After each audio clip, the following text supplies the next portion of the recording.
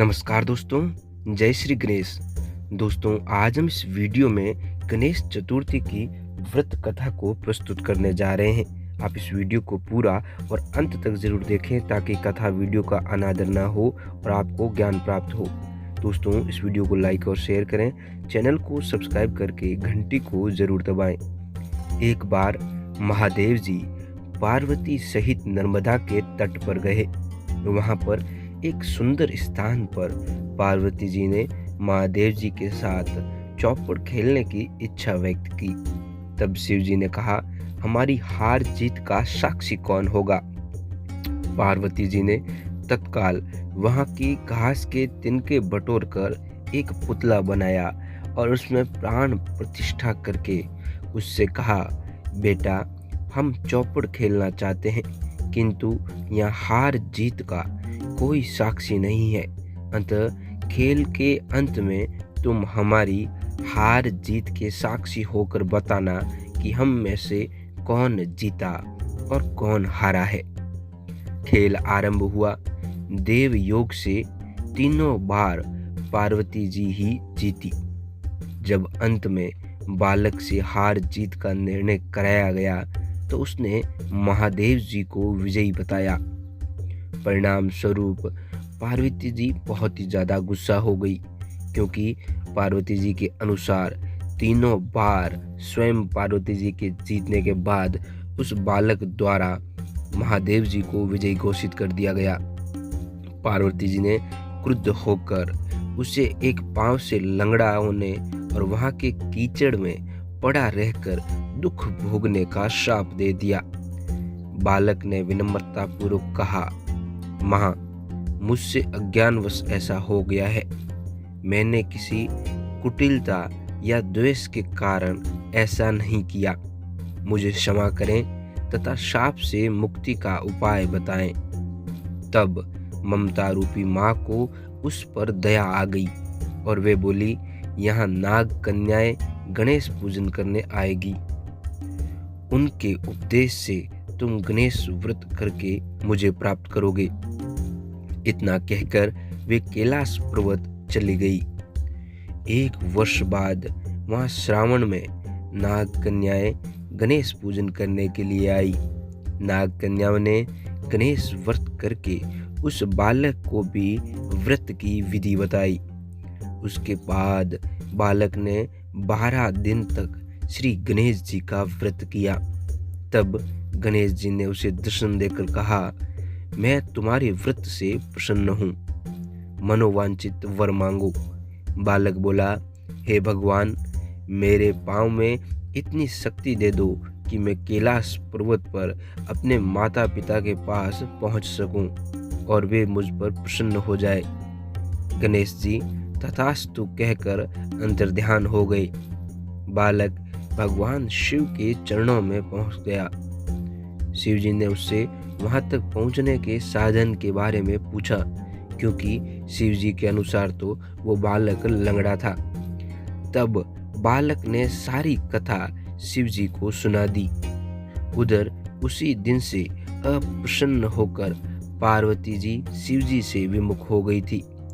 तदुपरांत भगवान शंकर ने भी बालक की तरह 21 दिन तक श्री गणेश जी का व्रत किया, जिसके प्रभाव से पार्वती जी के मन में स्वयं महादेव जी से मिलने की इच्छा जागृत हुई। वे शीघ्र ही कैलाश पर्वत पर आ पहुंची।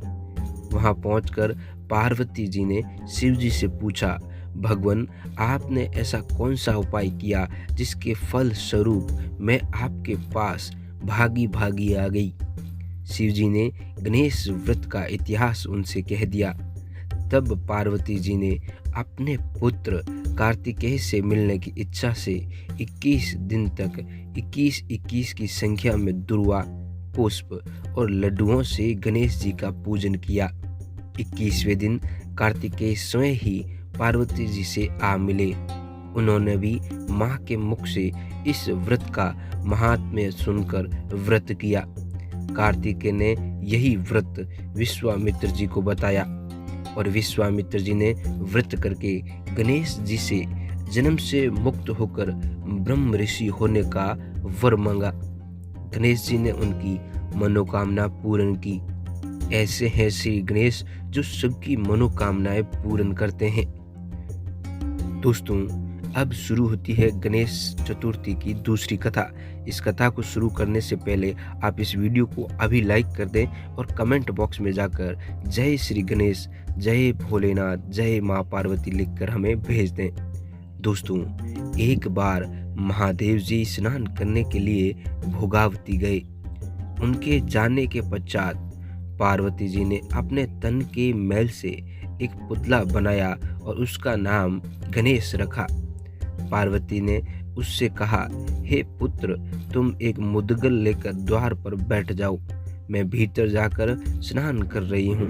जब तक मैं स्नान न कर लूँ तब तक तुम किसी भी पुरुष को भीतर मत आने देना। भोगावती में स्नान करने के बाद जब भगवान शिव जी आए तो गणेश जी ने उन्हें द्वार पर ही रोक लिया। इसे शिव जी ने अपना अपमान समझा और क्रोधित होकर उसका सिर धड़ से अलग करके अंदर चले गए। पार्वती जी ने उन्हें नाराज देखकर समझा कि भोजन में विलंब होने के कारण महादेव जी नाराज हैं। इसीलिए उन्होंने तत्काल 2 थालियों में भोजन परोसकर शिव जी को बुलाया। जब दूसरा थाल देकर तनिष आश्चर्यचकित होकर शिव जी ने पूछा, ये दूसरा थाल किसके लिए है? तो पार्वती जी बोली, पुत्र गणेश के लिए है, जो बाहर द्वार पर पहरा दे रहा है। ये सुनकर शिव जी और अधिक अचंभे में पड़ गए। तुम्हारा पुत्र पहरा दे रहा है? पार्वती जी बोली, हाँ नाथ, क्या आपने उसे देखा नहीं? देखा तो था, किंतु मैंने तो अपने रोके जाने पर उसे कोई उदंड बालक समझकर उसका सिर काट दिया। ये सुनकर पार्वती जी बहुत दुखी हुई, वे विलाप करने लगी। तब पार्वती जी को प्रसन्न करने के लिए भगवान शिव ने एक हाथी के बच्चे का सिर काटकर बालक के धड़ से जोड़ दिया। पार्वती जी इस प्रकार पुत्र श्री गणेश को पाकर बहुत प्रसन्न हुई।